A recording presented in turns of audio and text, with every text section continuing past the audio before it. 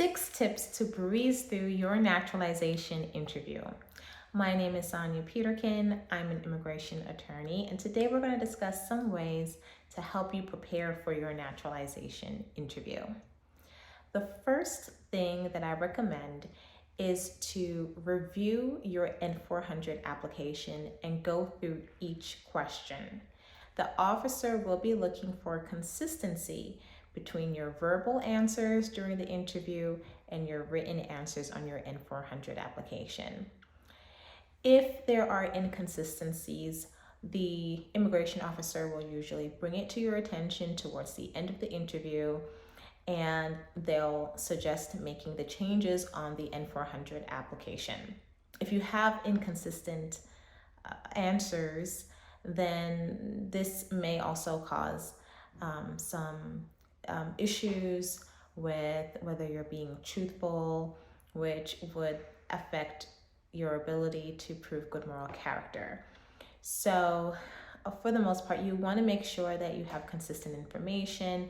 And if you know that something has changed since the time that you submitted your application, like say for example, you have moved into a new address, you can just prepare to let the officer know that you have some corrections that you need to make to the application, and you can make them at the beginning of the interview. Number 2, answer the questions directly and truthfully. It's really important to be honest because, again, one of the requirements to getting naturalization is proving that you're a person of good moral character. So don't ever think that it's a good idea to try to conceal something that is required to be disclosed during your interview, and don't ever think it's a good idea to lie about something. Answer only the question that is asked of you. You don't want to go on a tangent and just start providing information that was never requested in the first place. So listen for the question and understand what it is that they're asking you and provide that answer. Number 3, organize and gather required documentation. Documentation that you want to bring with you to your interview will normally consist of at least your passport, your government issued ID, your green card, and original documents that you submitted with your application, such as birth certificates, marriage certificates, divorce decree. If you have any issues with good moral character, then you should provide evidence that counteracts the negative. So in other words, you want to provide documentation that shows you in a more positive light, that shows you more positive attributes, such as if you volunteer, attend church, or if you have friends and family that can vouch about your character, that you're a good person, you're a good friend, and your contributions to society, then you should definitely be prepared to present that at the time of your interview. Also, if you have children, it's recommended that you provide evidence that you support your children financially. You can bring that with you to your interview to avoid those documents being requested after the interview, which will delay the process of you becoming a citizen. Number 4, prepare for the English and Civics examination. When you file your N400 application, you are required to also pass a naturalization examination, which will consist of your ability to read, write, and speak in English, and your ability to pass a civics examination. The civics examination is a test of your basic understanding of U.S. history and U.S. government.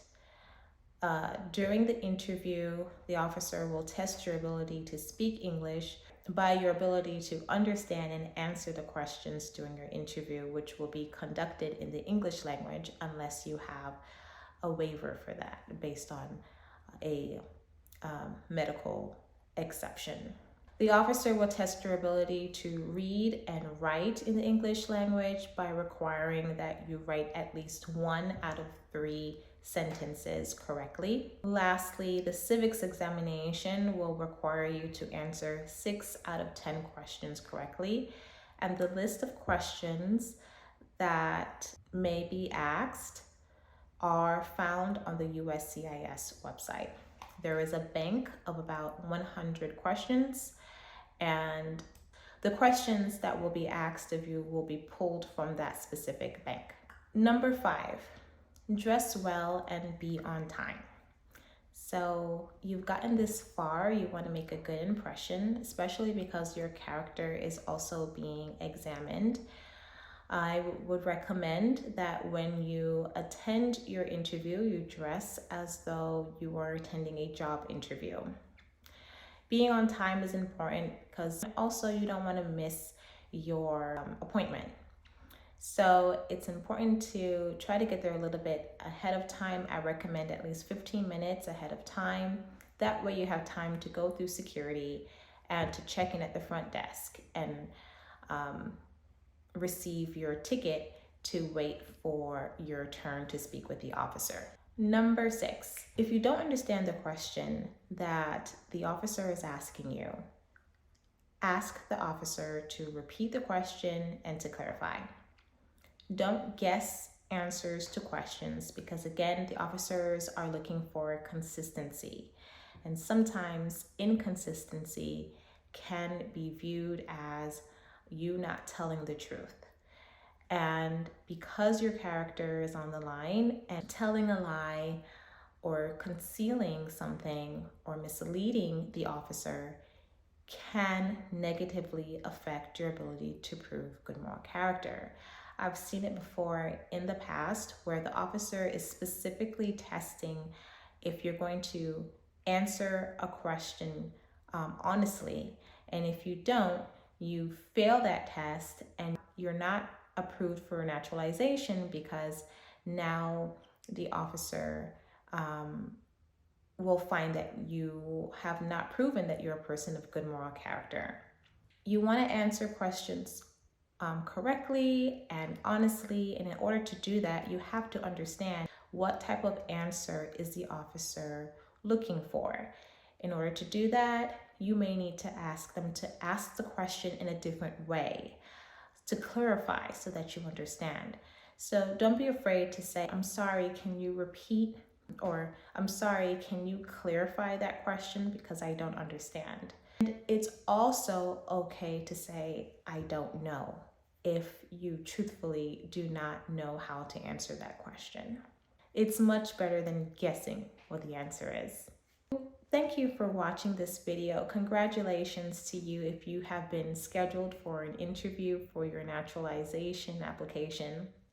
I hope that you found this information helpful for you and that you will breeze through your interview. If you haven't already subscribed, please go ahead and subscribe to my channel. By doing this, you will have supported this type of content. I can provide more of this content to you, and you'll be notified about other videos that I put out pertaining to immigration law.